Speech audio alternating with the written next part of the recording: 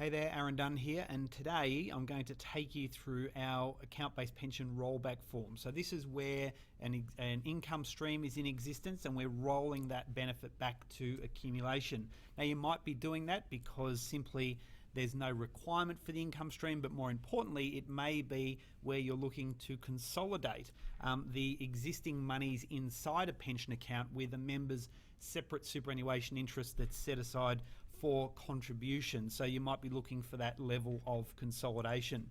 So I'll run you through just an example of how this form is generated, or how we use the form to ultimately generate the specific document around the rollback of that pension. So what we're doing here is we're going through providing the necessary fund information. We need to then determine who the trustees are, whether we have corporate or individual trustee. We'll have a company here, and from there we are then looking to get information around the specific member and that income stream that we're going to be, of course, changing. So in this regard, we'll say it's a single director. We have the registered address, we have the meeting, we look to who that member is here, we include that information, and then we're looking at the necessary information for the minutes and resolutions.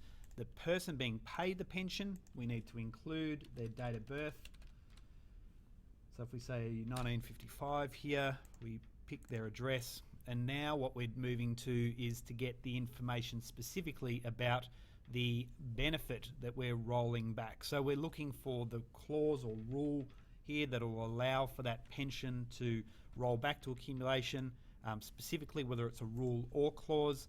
We're looking at the date of the rollback. So if we say it's the 30th of June 2016, importantly, you do need to remember this will, when you roll back the pension, if it's done on the 1st of July rather than the 30th of June, you will be required to have taken that 1 day's worth, so 1/365th or 1/366th of that amount. So 30 June 16, in this regard, we're doing the value of that pension, we'll say, is worth 500,000, and is there a pro rata minimum required before we actually roll back? And again, so that's that calculation that we need to ensure that we've done prior to that coming out. So if we say that they've taken the minimum, which would have been 4% for the year, and we've included some information around that regulation that you actually need to comply with based on that number of days completed in the year. So you then have the ability to review that content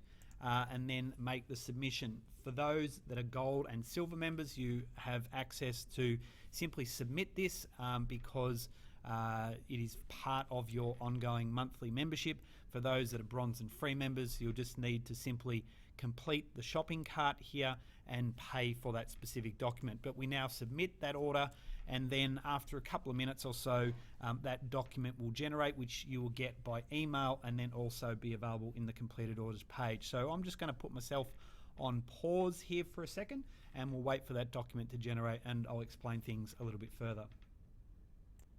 Okay, so we've now had the document delivered. You will receive 2 emails once this order has been generated. First is to confirm that the system has accepted the order itself. So you'll get a quick notice around the specific order, and the fact that if there is any problems throughout that process, you can get in contact with us to look at that further. And the other one here is in respect to the actual order itself. So we have now the completed document, and that is in 3 parts, insofar that we have 1, the member notification of the rollback and at that specific time and the specific amounts, and that the pro rata has been taken.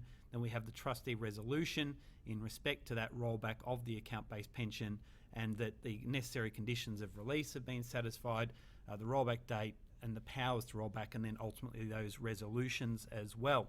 And we can see there John Smith in his capacity as director. And then finally, we have the notification going back to the member from the fund trustees to acknowledge that that has been rolled back and that the pro-ratas have also occurred as well. So that's the process in terms of the rollback of an account-based pension. If you do have any questions around generating this document, you can reach out to us at info@thesmsfacademy.com.au, or please give us a call on 1300 95 94 76. Thank you.